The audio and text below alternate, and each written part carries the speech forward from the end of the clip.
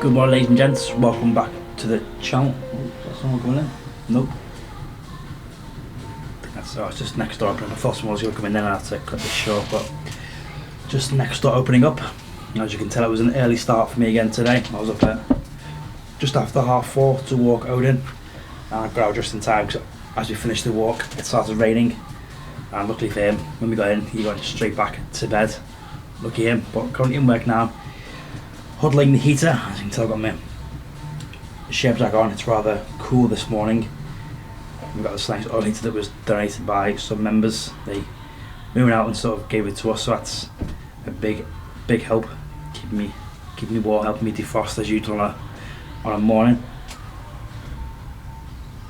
And of course, Cannonball coffee keeping me going, waking me up. And Kev, this morning I feel like I've zoned out a few times, just been staring at my screen, and then my phone will go off and it would have been like half an hour. Like it gets 8:15. I don't even know where those 2 hours and 15 minutes have gone, really. Obviously I coached for the first hour, but yeah, that hour and 15's just disappeared. But yesterday did a running session. Was 8 1-kilometre intervals with 2 minutes of rest between each. I'll put the splits on screen so you can see average of around sort of 5ish minutes, which is okay. So I didn't run at all last week, and however towards the end of the run, or when I stopped between, I get a pain in my sort of lower back, upper glute area, and then on the final run, on the last stretch before I got into my road, my Achilles started to feel tight, my calf started feeling tight, so I was a bit cautious. That's feeling a bit tight today, so I may avoid any sled work for today's session, which I might have decided I'm going to have a little look online. Similar thing to the last few weeks. Well, I'm definitely feeling a lot more energised and fresher since not lifting yesterday and just running, so I'll be able to maybe push a bit more. Famous last words. But it'll be some sort of station work in some sort of circuit. Definitely get some wall balls done this week, which is very close. Very close indeed. It's 3 weeks out, which is very scary. Not scary, but daunting.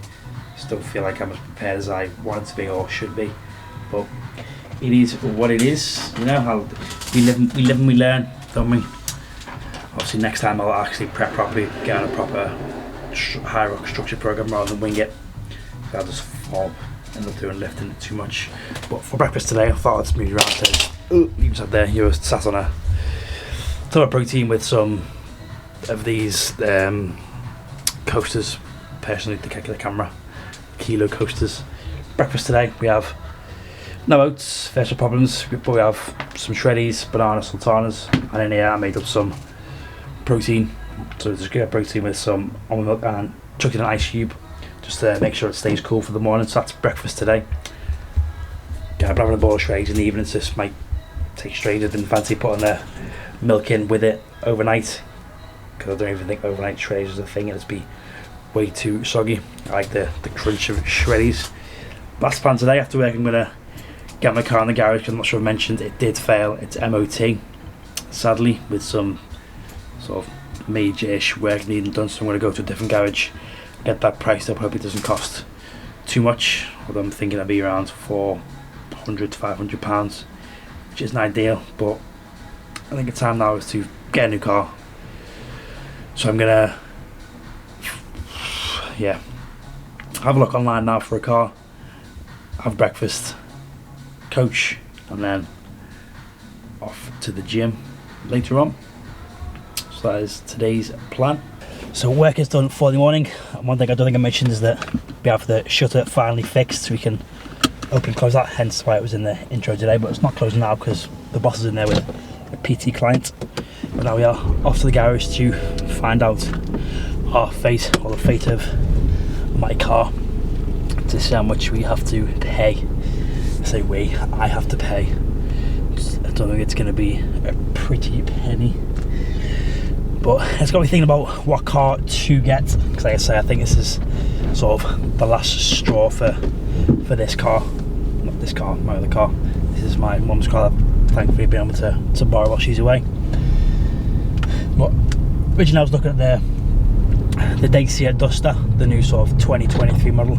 It looks very nice. You get it with the sleeper pack. Comes with a big extendable tent at the back. Ooh, much pole. Obviously we're on the old school just tripod in the footwell of the passenger seat, because this car doesn't have many suction points for this. It doesn't stick to the dashboard, which is fantastic. So the Duster, it's a very nice car. I was thinking originally it was going to be a Jeep Renegade, but I saw the Duster. It's got sort of better emissions and all that, so better for the environment, because we are all about saving the planet. But then I've recently been looking at the Dacia Sandero, which is a little bit cheaper.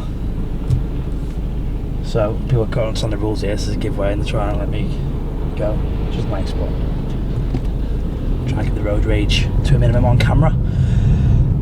So yeah, the Dacia Sandero stepway. It's a little bit cheaper, a little bit smaller as well. It's sort of mini SUV, and it's got me thinking whether I go automatic or do I stick with a manual or shift for my American folk.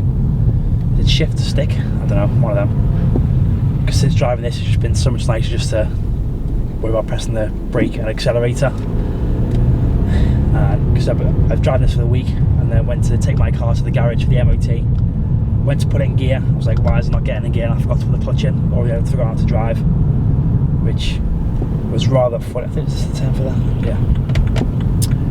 But yeah, so that's another question for me to answer, which car to get. Obviously it's going to be a Dacia Stepway or Duster, so one of those two, and whether I stick with manual or go for automatic. I just feel manually a bit more in control, especially if I know automatic you can get sort of assisted hill starts, but I just feel like I'm doing a lot more work with a nope, not the wrong one.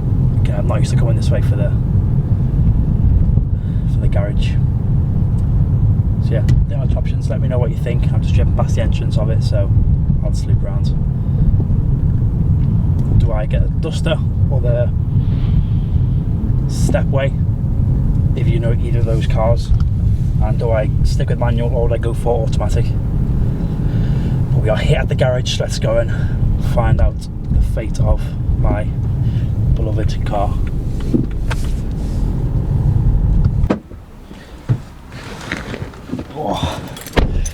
So it turns out that they cannot help me. Well, they don't have the tools for the job. It needs to go on a ramp, which just makes it sound worse. Although I have no clue what.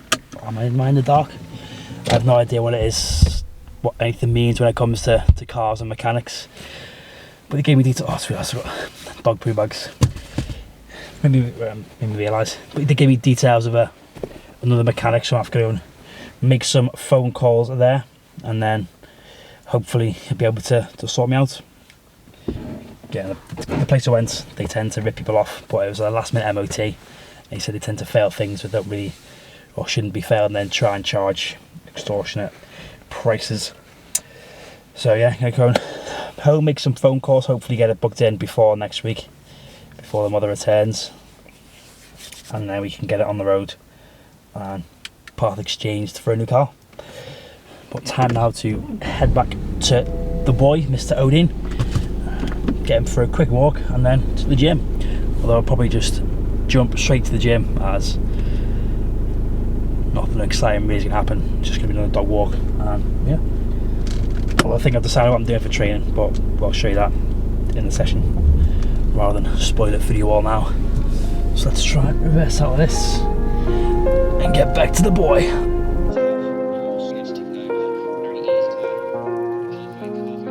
I thought I got a few clips at home pre-session, but I guess not. On the drive over, I'll get hit with that usual pre-session tiredness when I've actually been feeling right for the session and looking forward to it. Maybe it's a mental thing, something to work on really. But after a 5k warm up on the bike, I was feeling good and got stuck into the session, which was a 30-minute AMRAP of 500 metres on the bike, 250 metres on the ski, 25 metre sled push, followed by a 500 metre bike, 250 metre row, and 25 metre burpee broad jump. Now the idea for today's session was based on the stations that happened in order. Managed to running what was subbed in for the bike. I didn't do the sled pull because I didn't have access to a rope, and I also didn't fancy taking up both of the sleds in the gym. And I need to remember that I'm going to be fatigued when I get to the rower and ski, well, most movements really, and I'm going to be able to hold my usual sort of fresh air pace, so I need to get that in my head and find a comfortable, get slightly challenging pace, which I tried to during this AMRAP, although as usual I started out way too fast and everything just dropped off quite quickly. Now I did try a lower damper to try and stay more aerobic than focus on going for more powerful strokes on the 10 damper on the row and the ski.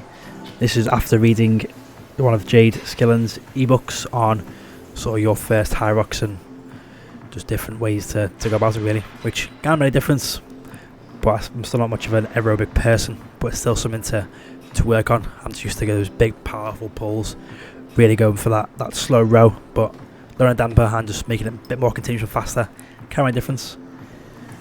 Now I'll say 25 metres for the sled push and baby broad jumps, but they were more like 20 metres because either the turf is kind of blocked off. One end finishes right into the lifting area where people obviously are lifting, like squatting, deadlifting and all that, which is different matter than the turf, and the other end has that metal beam. I'm not sure if you can just see it, sort of just to the left of the ski, bottom of the sled.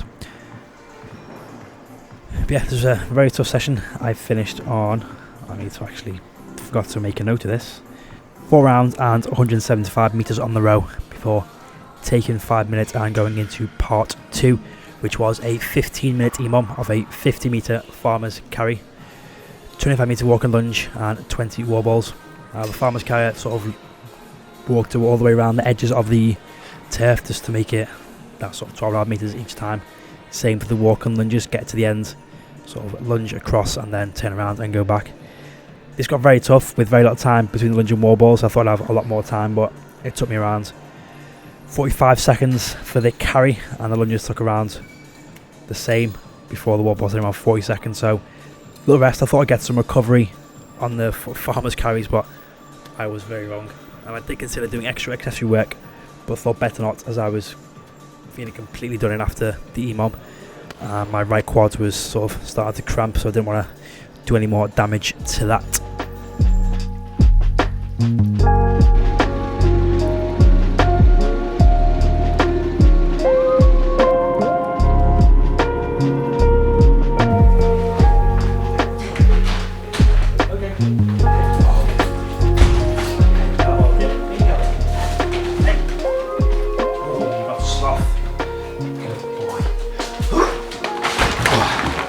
Well, that took way longer than I expected. Good session, but then decided to go and do a food shop, but I timed it completely wrong. I should turn this off.